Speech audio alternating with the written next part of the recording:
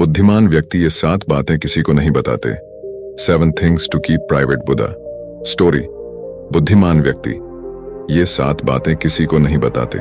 धीरे बोलो, कोड सुन ना ले। यह बात हम सबके कानों में पड़ी होगी और हमारे मुंह से भी निकली होगी, लेकिन सोचने की बात यह है कि यह वाक्य कब कब हमारे मुंह से निकलता है और कब कब हमारे कानों में पड़ता है, क्योंकि ऐसे कम ही गुप्त राज होते हैं जो हम दूसरों के कानों में पड़ने नहीं देना चाहते। अवसर परिवार में अशांति का कारण हम स्वयं ही होते हैं। हम इस बात को देख पाए भले ना देख पाए, पर यह असल सत्य है, क्योंकि जाने अनजाने मूर्खतावश हम खुद ही अपनी वो बातें दूसरों को बता देते हैं जो हमें कभी नहीं बतानी चाहिए, और वही बातें जो जाने अनजाने हमने किसी दूसरे के सामने बता दी थी, वही हमारे दुख का कारण बन जाता है, वही हमारे झगड़े का कारण बन जाता है, और फिर बाद में हमें पछतावा होता है कि मुझे पह बात किसी को बतानी नहीं चाहिए थी।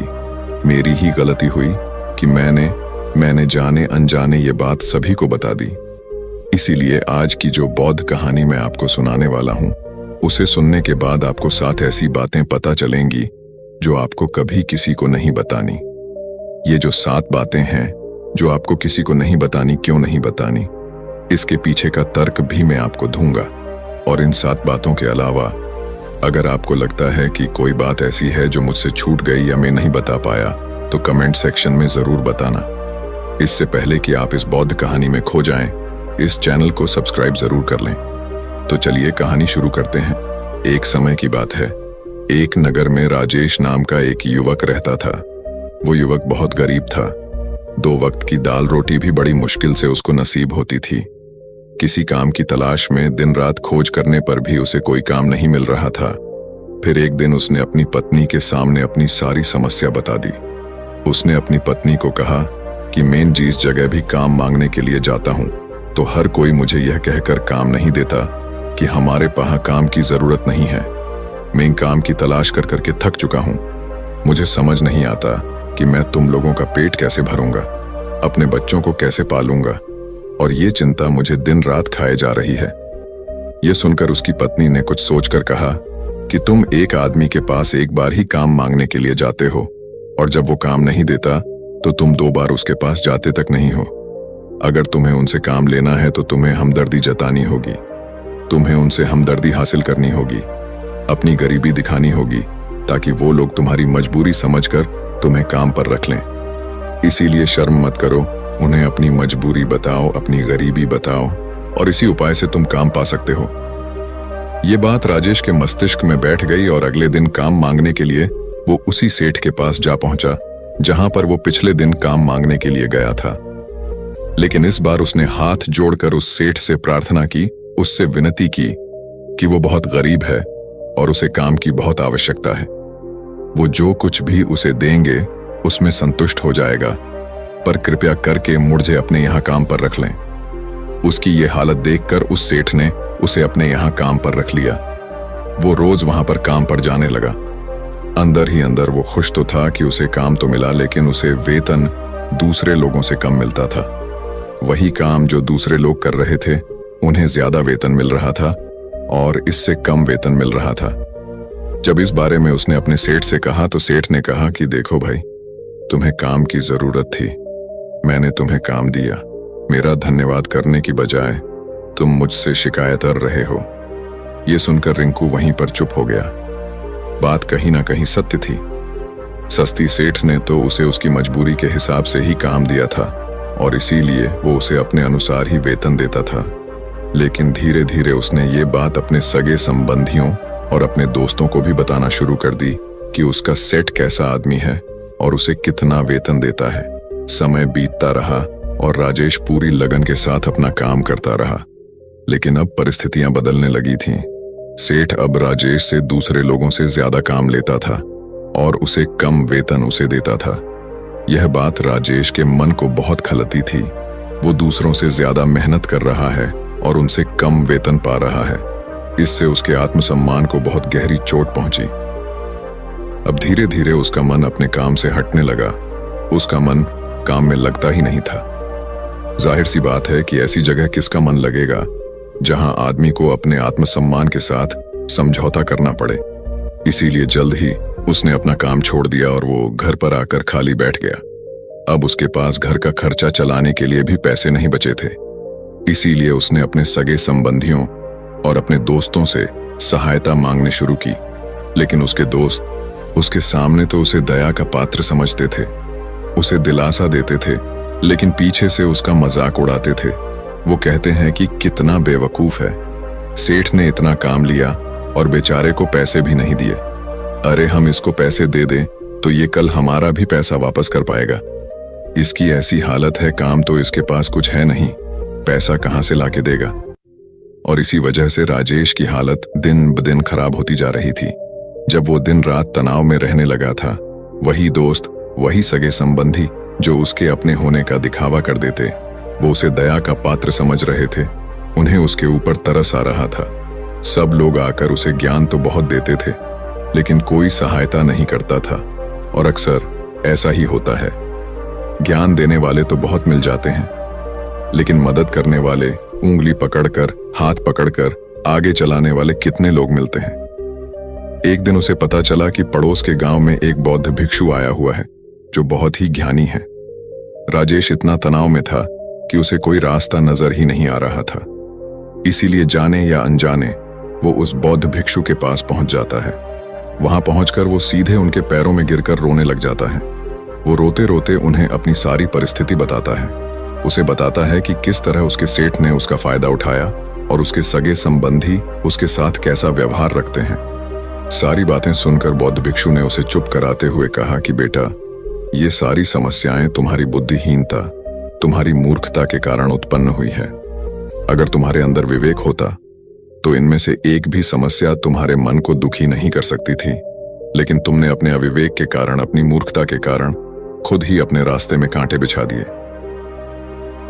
आज मैं तुम्हें 7 बातें बता रहा हूं जो भूलकर भी किसी को मत बताना, और इन बातों का अनुसरण करते हुए तुम बाहर से मिलने वाले दुखों को दूर कर ही सकते हो जो बेवजह दुनिया की वजह से तुम्हारे अंदर पनपते हैं। पहली बात जो किसी को नहीं बतानी चाहिए वो है अपनी मजबूरी। अपनी मजबूरी का दिखावा करके, दूसरों का दया पात्र बनके उनकी सहायता लेने की गलती कभी मत करना। हो सकता है कि आज वो तुम्हारी मजबूरी देखकर तुम्हारी सहायता कर दें, लेकिन कल वो तुम्हारा फायदा उठाने से भी नहीं चूकेगा, और अगर फायदा भी नहीं उठाया तो दूसरों के सामने तुम्हारा मजाक बनाने में वो आदमी कभी नहीं चूकेगा। इसीलिए कभी भी अपनी मजबूरी का दिखावा मत करो। अगर घर में 2 रोटी है, सूखी रोटी है, तो वही खाकर सो जाओ, लेकिन दूसरों को इसके बारे में भनक तक नहीं लगनी चाहिए। जरा आप खुद सोचो, मजबूरी बताने का क्या मतलब होता है। एक इंसान का पा तो वह दूसरों से सहानुभूति हासिल करना चाहता है या उनसे कोई आर्थिक मदद चाहता है, लेकिन अगर दोनों ही परिस्थितियां आप देखें तो दूसरा आदमी आपका फायदा उठाने से नहीं चूकेगा, और अगर वो फायदा नहीं भी उठाएगा तो अपनी नजर में तो वो आपको मूर्ख ही समझेगा, बेवकूफ समझेगा, और दूसरों के सामने आपका मजाक तो जरूर बनाएगा। इसीलिए अपनी मजबूरी के बारे में कभी किसी को मत बताना। वो आपके परिवार के सदस्यों को आपसे दूर लेकर जाने की कोशिश करेंगे। अवसर ऐसा होता है, हम समाज में देखते हैं कि हम अपने घर के डागड़ों को कम करने के लिए उन झगड़ों को अपने पड़ोसियों और दूसरे सगे संबंधियों को बता देते हैं, लेकिन इससे आपको सहायता कभी नहीं मिली होगी, बल्कि आपके घर के लड़ाई झगड़े और ज्यादा बढ़ गए होंगे, और वो जाहिर है वो बढ़ेंगे। अगर आप अपने माँ बाप की बात दूसरों को बताएंगे तो आपके माँ बाप को बुरा लगेगा ही कि हमारा बेटा हमसे बताए बगैर दूसरों को ये बातें बता रहा है। इसीलिए अपने घर की बातें और अपने घर की लड़ाई झगड़े किसी के सामने मत बताना। चौथी बात जो मैं आपको बताने जा रहा हूं, जो किसी को नहीं बतानी चाहिए, वो सुनने पर बहुत अजीब लग सकती है, लेकिन उसका सत्य भी मैं आपको एक तर्क के माध्यम से दूंगा।